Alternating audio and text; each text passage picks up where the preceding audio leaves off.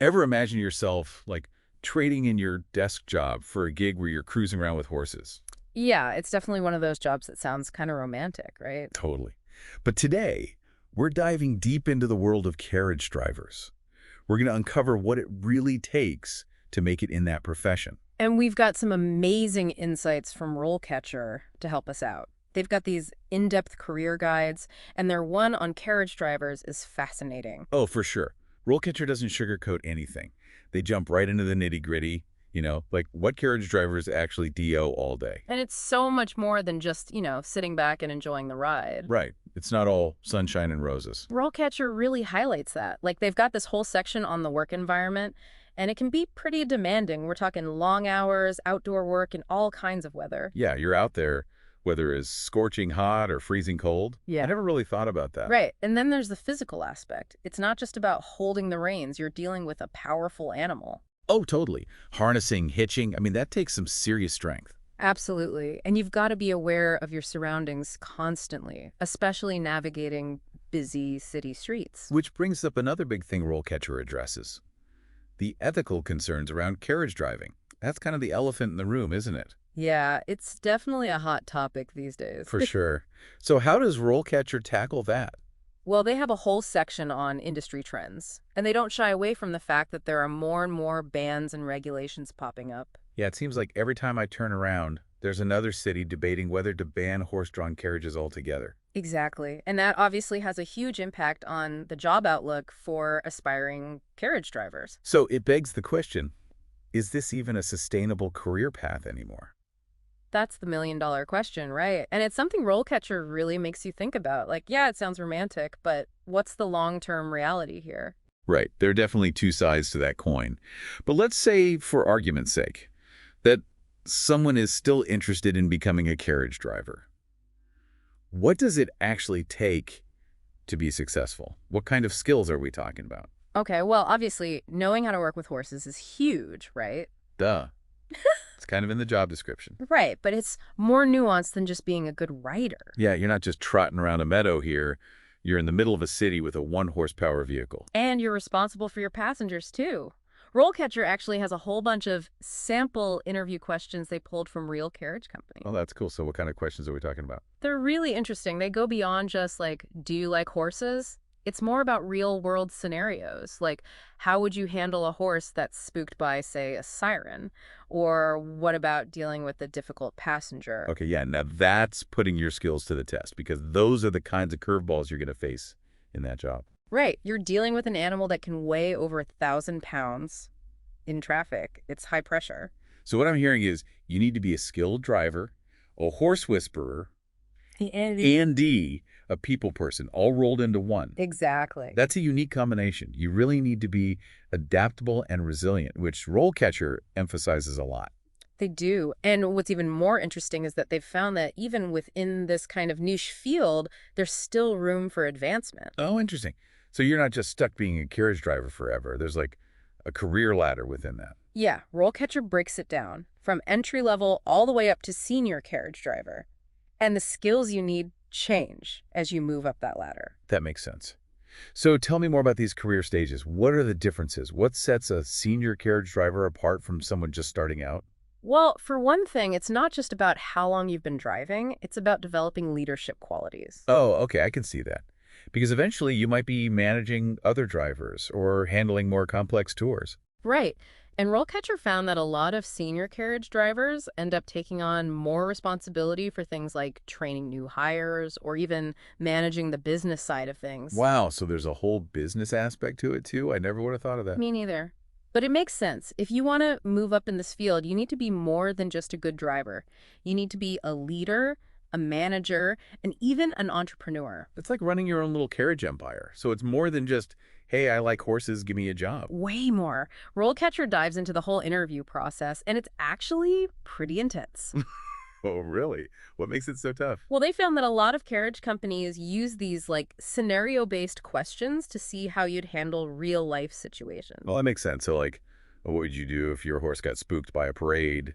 That kind of thing. Exactly. Or like, How would you deal with a passenger who's afraid of horses? Stuff you got to think on your feet for. Right, because it's not like you can just pull over and call for backup if things go sideways. Mm. You're on your own out there. Exactly. And RoleCatcher gives some really specific examples of the questions they've seen come up in interviews. Like one was, what would you do if your horse refused to cross a busy intersection? Oh, wow. That's a good one. Because you can't exactly just sit there and wait for the traffic to clear, right? Right. You've got to be able to read the horse, calm it down, keep your passengers safe. It takes a lot of skill. It's like being a therapist, a traffic cop, and a horse whisperer all at the same time. Pretty much. And on top of all that, RoleCatcher found that a lot of companies are also looking for drivers who can be, like, engaging storytellers. Oh, right. Because you're not just giving people a ride, you're showing them the city. Yeah. They want drivers who can weave in local history, fun facts, maybe even some jokes. So you need to be a history buff, a comedian, and Andy, a horse whisperer. Hmm. This job description just keeps getting longer. I know, right? But it makes sense when you think about it. People want an experience. They want to be entertained. Totally. It's like being a tour guide and a performer, all while driving a team of horses. Exactly. It's a unique gig, that's for sure. But hey, speaking of the perks, RoleCatcher found that one of the big draws for a lot of carriage drivers is the flexibility.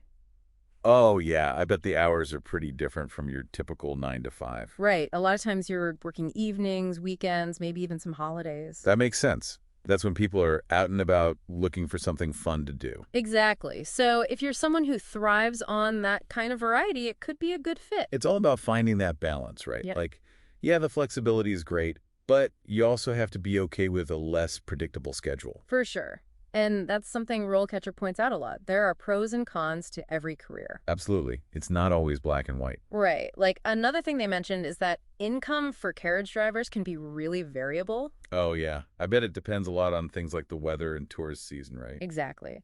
Plus, tips usually make up a big chunk of a driver's earnings. So you could have some really great days and some really slow days.